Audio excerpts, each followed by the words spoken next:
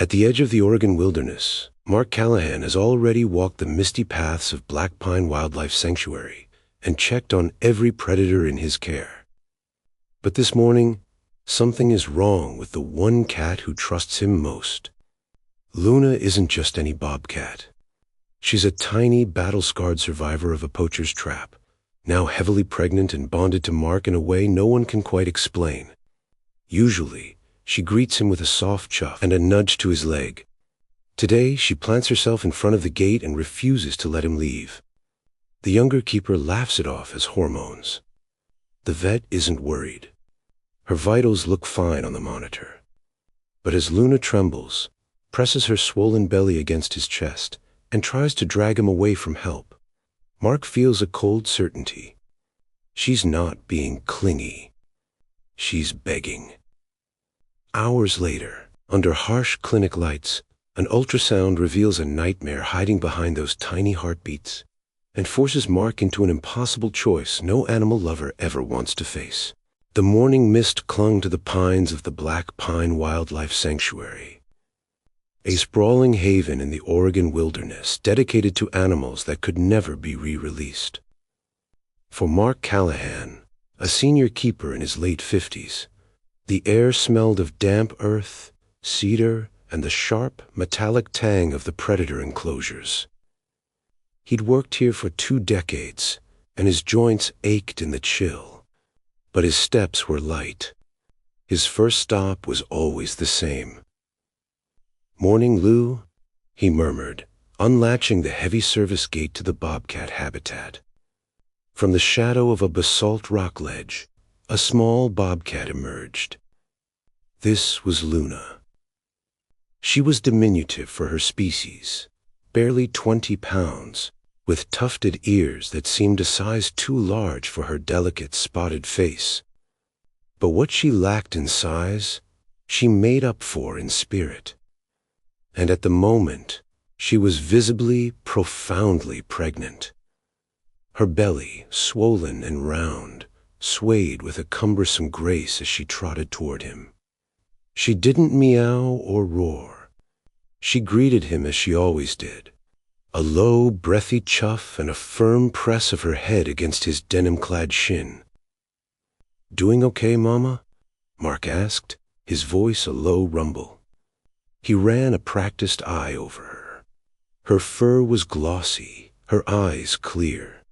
He'd been her primary caregiver since the day she'd arrived, 5 years prior, as a traumatized, mangled survivor of a poacher's leg-hold trap. Their bond was the talk of the sanctuary, a quiet, profound understanding built on patience and respect. He filled her water dish and checked the den. Everything seemed normal. He gave her a final scratch under the chin, a privilege she afforded no one else, and stood to leave.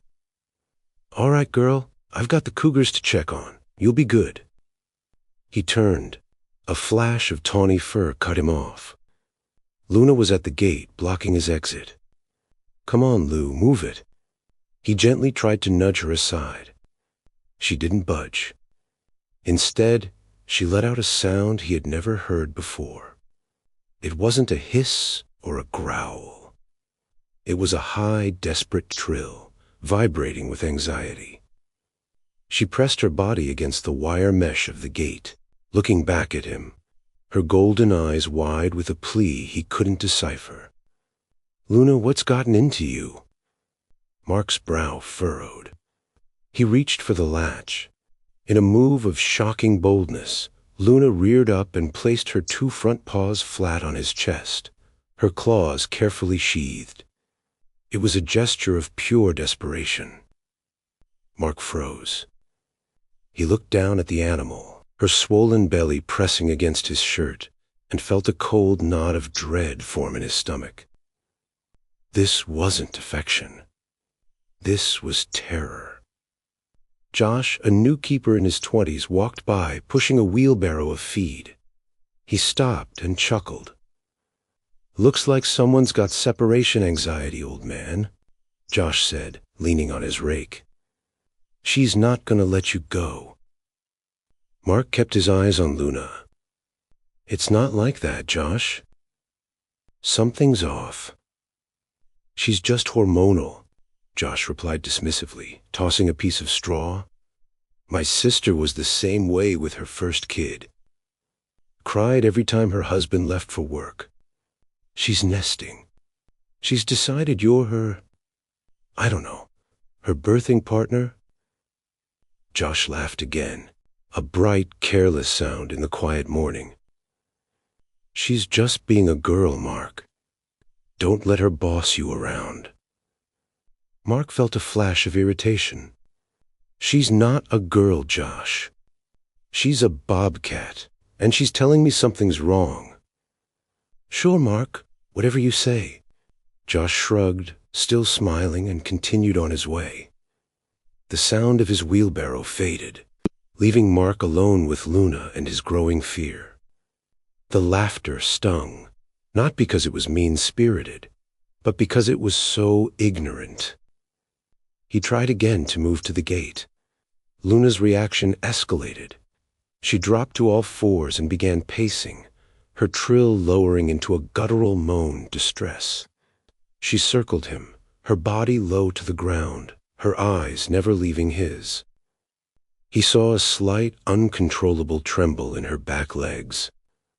Okay, girl. Okay, I hear you. Mark pulled his radio from his belt. Sarah, it's Mark at the Bobcat enclosure. You need to come down here. Now. A crackle, then the clear, no-nonsense voice of Dr. Sarah Bennett, the sanctuary's chief veterinarian, replied. What's the visual, Mark? Her vitals on the remote monitor looked fine an hour ago. The visual is a pregnant bobcat who is physically refusing to let me leave the habitat, Mark said, his voice grim. She's in distress. It's not behavioral, Sarah. It's physical. I think she's in pain. A weary sigh came over the radio. On my way. Don't engage further. I'll be there in 5. Mark sat down on a flat rock, a gesture of submission. I'm not going anywhere, Lou, he whispered. Luna, hearing the change in his tone, crept forward. She laid her head on his knee, her body shaking, and let out a sound that was perilously close to a whimper. Mark stroked her head, his heart hammering against his ribs. He had no idea what was wrong, but he knew one thing for certain. Luna was terrified, and she believed he was the only one who could help. Dr. Sarah Bennett was a woman who trusted data. She lived by blood panels, temperature readings, and ultrasound images. She respected Mark's intuition. It had been right more than once, but a feeling was not a diagnosis. She arrived with her kit and stood outside the enclosure fence observing. She looks fine, Mark. She's alert, responsive. Just come inside, Mark said, standing slowly. The moment Sarah unlatched the gate and stepped inside, Luna transformed. The desperate, trembling animal vanished. In her place was a 20-pound bundle of fury. Her ears flattened to her skull. Her lips peeled back to reveal black gums and teeth of shocking white. A low, rattling hiss filled the air, a sound from the very dawn of time. She placed herself squarely between Mark and the vet. Okay, so she's defensive of you, Sarah said, stopping a safe 10 feet away. That's classic guarding behavior. Combined with the hormones, it explains. No, you don't understand. Mark cut in, his voice tight. This is different. To understand, you had to know Luna's past. Mark knew it better than anyone. He had been the one to get the call from the Fish and Wildlife Service 5 years ago. A rancher had found her, an adult, in a rusted, illegal leg-hold trap. She had been there for days, dehydrated and septic. The trap had crushed her rear paw. But worse, she had given birth while trapped. The tiny stillborn kittens were beside her in the dirt. The rancher had wanted to shoot her. Mark had intervened. He had been the one to hold her down while the vets at the clinic, strangers in white coats, had amputated 2 of her toes and pumped her full of drugs. He was the one who had cleaned the weeping wound for months. He had been the bad guy who brought the pain, but he was also the good guy, who brought food, clean water, and spoke in a low, steady voice. It had taken a full year for her to recover, in 2 years for the trust to form. Luna's mind had drawn a simple, indelible line. Mark meant safety. Vets, with their sharp smells of antiseptic and their probing hands, meant the trap. They meant the loss of her babies. And now, here was Dr. Bennett, a vet, standing between her and Mark, her only safety, while the same terrible deep-body wrongness was happening all over again. "She's associating me with her trauma," Sarah diagnosed, her voice softening with clinical understanding. "She's panicking." "Let me try and calm her," Mark said.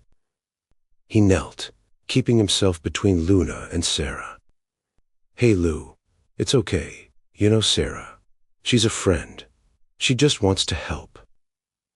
He motioned for Sarah to approach slowly. But the moment Sarah took a step, Luna lunged, not at Sarah, but at Mark, hooking her claws into his jeans and trying to drag him backward, away from the threat. "Damn it," Mark hissed, his face pale. "I can't get near her, Mark," Sarah said, backing away, "and I can't check her vitals from here. That trembling isn't good. It could be anything from preeclampsia to a breech birth. We have to sedate her." "The sedatives?" Mark's voice cracked. "Are they safe for the kittens?" "At this stage? It's a high risk, a very high risk," Sarah said bluntly. "But if she's in a critical state, we're risking all of them by waiting. It's your call. You're the only one who can get a pulse syringe near her." Mark looked at Luna. She was panting now, her sides heaving. She was in pain, terrified of the help being offered, and begging him, the one person she trusted, to make it stop. He felt a wave of nausea. He was going to have to betray her trust to save her. "No," he said, standing up. "Not a pole. Not here. She'll fight it. The adrenaline will spike, and it'll be worse. We'll do it differently. We'll bring the transport crate in. I'll get her in. We take her to the clinic. And, Sarah, get the soft restraints, the padded ones we made for the eagles." Sarah nodded, her face grim. "Okay, let's move, fast." The sanctuary clinic was a small, sterile building that smelled of bleach and fear. It took 3 of them, Mark, Sarah, and a subdued Josh, to get Luna onto the stainless steel examination table. Mark had managed to coax her into the crate, but the moment she was in the clinic, she had gone frantic. Now she was secured, not by ropes, but by wide padded Velcro restraints that held her body secure without causing pain. It was a technique they'd developed for birds of prey, but it worked. She was immobilized, but not trapped. Still she fought, twisting her head, her eyes wild. "Mark, she's going to hurt herself," Sarah warned, prepping a small ultrasound machine. "I'm right here, Lou," Mark said, moving to her head. He put his gloved hands on either side of her face, forcing her to look at him. "I'm right here. I'm not leaving. You are safe. I promise you, you are safe." She let out a final despairing growl, and then, as if a string had been cut, went limp, her gaze locked on his. She was still trembling, but she had surrendered, placing her fate entirely in his hands. "Okay," Sarah said, her voice low. "Josh, Dim the lights. Mark, keep talking to her. Sarah applied the gel to Luna's shaved belly. Josh stood in the corner, his arms crossed, his earlier cockiness completely gone. He looked terrified. "Okay, let's see what we've got," Sarah murmured, sliding the transducer. The black and white image flickered to life on the monitor. "There," Sarah said, a small smile touching her lips. "There's a heartbeat. Strong. 140. She moved the wand. And there's another. And, oh my goodness, a third. 3, Mark. She's carrying 3. Mark let out a breath he didn't know he was holding. Relief, potent and immediate, washed over him. 3? She's just full to bursting then. Maybe it's just false labor. Maybe she's just scared. Josh chuckled, a nervous, reedy sound. "See? Just hormones. Told you." Sarah's face went rigid. "Wait." Her smile was gone. She was all business. "Mark, look at this." She pointed to a dark, amoebic shape on the screen, nestled just behind one of the flickering kitten sacks. "That's not a kitten. That's fluid. A lot of it." "Fluid?" Mark asked, his blood running cold again. "It's outside the amniotic sacs. It looks like it's on the uterine wall itself." Her movements became fast, efficient. She prepped a long, fine needle. "I need to draw a sample." "Mark, hold her. Hold her steady." Mark didn't take his eyes off Luna's as he felt the tiny prick of the needle. Luna tensed, a low groan escaping her, but Mark just whispered, "It's okay. I'm here. It's almost over." Sarah drew back the plunger, the syringe filled with a thick, cloudy, greenish-yellow fluid. She looked at the syringe, then at Mark, and all the clinical detachment fell from her face. "Oh, Mark," she whispered, her voice thick with sudden, terrible understanding. "It's a uterine infection. A bad one. Pyometra, or something close to it." Josh in the corner finally spoke. "What does that mean?" "It means," Sarah said, her voice shaking slightly, "that she's dying. The infection is localized for now, but she's going septic. If that wall ruptures, the infection floods her system. We lose her in minutes. We lose all of them." Mark finally understood. The pieces slammed into place, each one a separate physical blow. The restlessness, the trembling, the pain, the desperate pleading eyes. She wasn't being hormonal. She wasn't nesting. She wasn't having separation anxiety. She knew, Mark whispered, his throat closing. He looked at the animal on the table, who had trusted him even as she was being tied down. She knew she was sick. She couldn't tell us. She was asking for help. The truth of the morning, of the entire last 24 hours, landed on him. The laughter from Josh, the casual dismissal, his own confusion. Mark leaned his forehead against Luna's, and for the first time in his 20-year career, he wept. The tears streamed from his eyes, hot and silent, dampening the soft fur on her head. "She was telling me," he choked out, his voice breaking. "God, Sarah, she was telling me. And we were laughing." Josh made a strangled sound. "Mark, I didn't know. I'm so sorry." "Get the van," Sarah ordered, her voice like steel, cutting through the grief. She was already on the phone. "Get Director Stevens. We can't handle this. This is acute, critical care. I'm calling the veterinary teaching hospital in Corvallis. They have a specialist. If we leave now, we might have a chance." She looked at Mark, his face buried in Luna's fur, and her own eyes filled. "Go, Josh. Now." The 2-hour drive to Corvallis was a blur of flashing lights and frantic prayers. Mark refused to leave Luna's side. He rode in the back of the climate-controlled transport van, sitting on the floor by her crate, his fingers laced through the wire. He never stopped talking. "You're a fighter, Lou. You know you are. You survived the trap. You survived the cold. You're going to survive this. You just have to hold on. We're almost there. I'm not leaving you." They were met by a team led by Dr. Evans, a specialist in high-risk exotic animal pregnancies.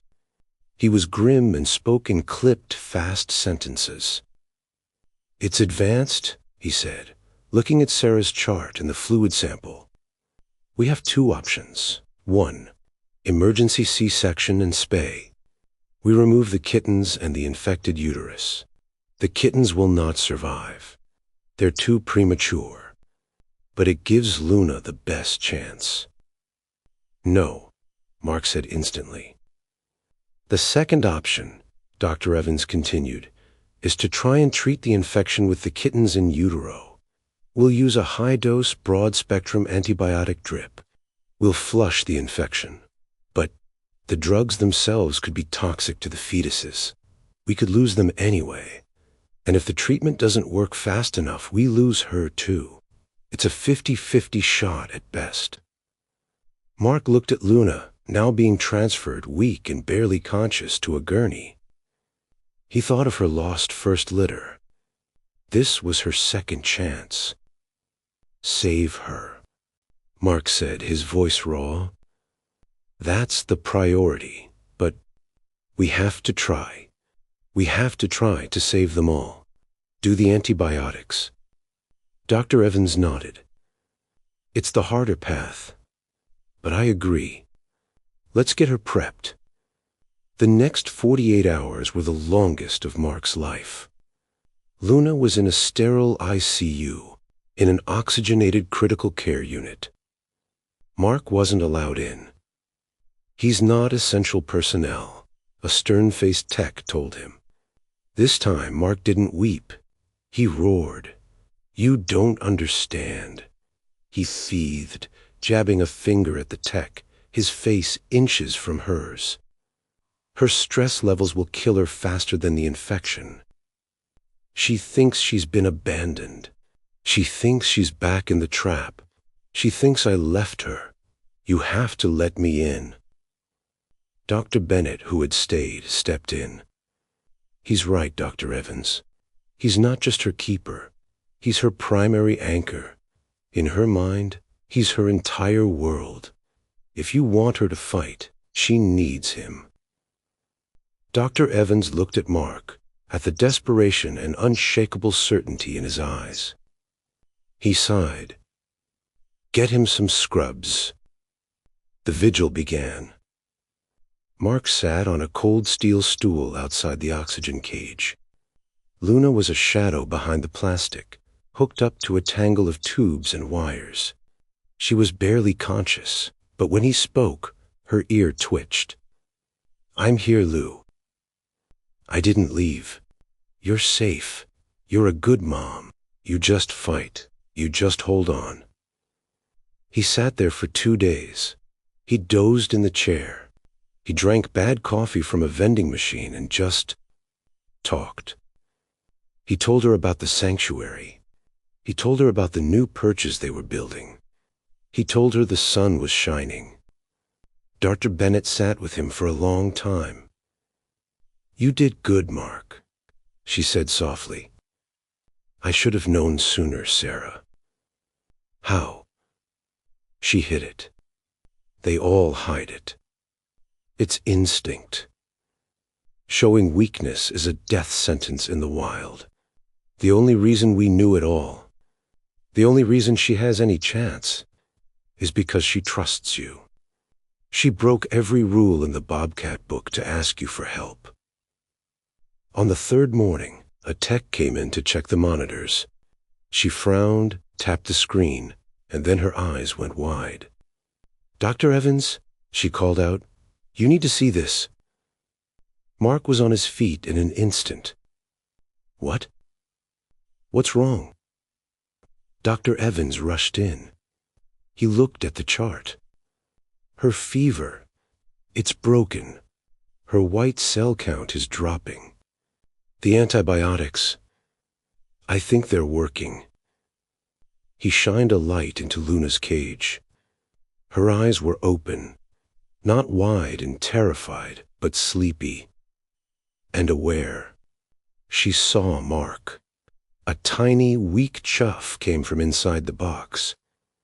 The recovery was slow, but it was steady.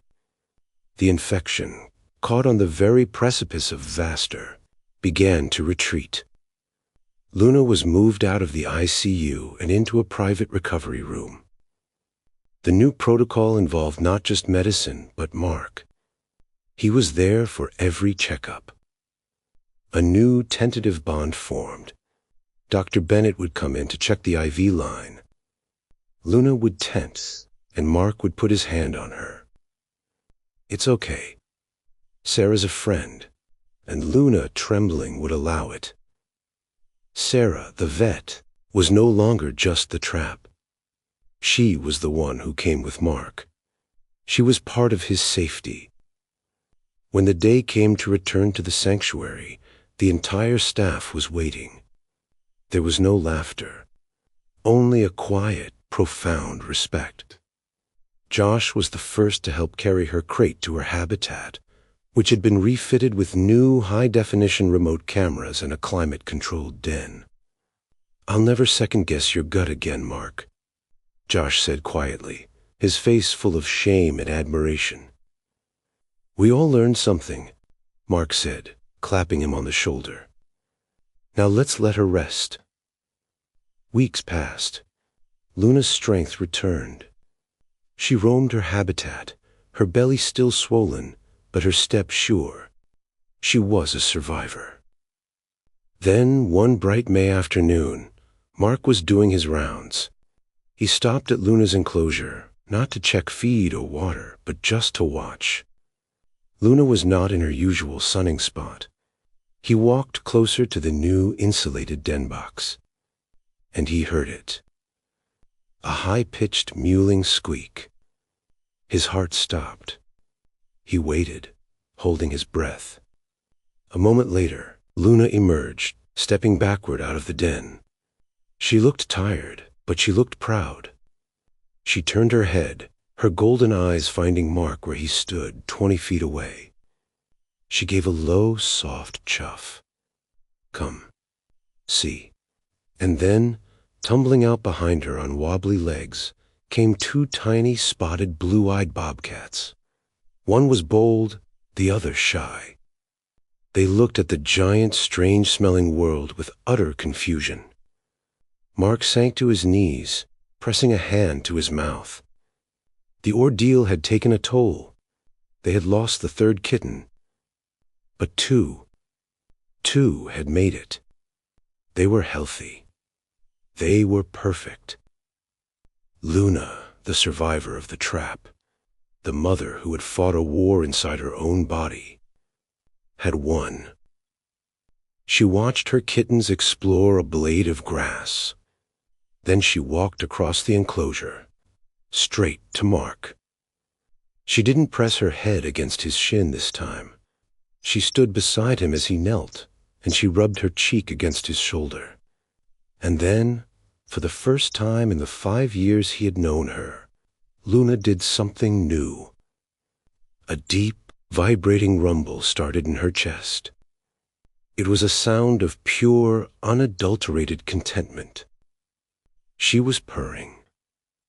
Mark put his arm around her, and the keeper and the bobcat sat there together, watching the new life that together they had so desperately and so profoundly saved.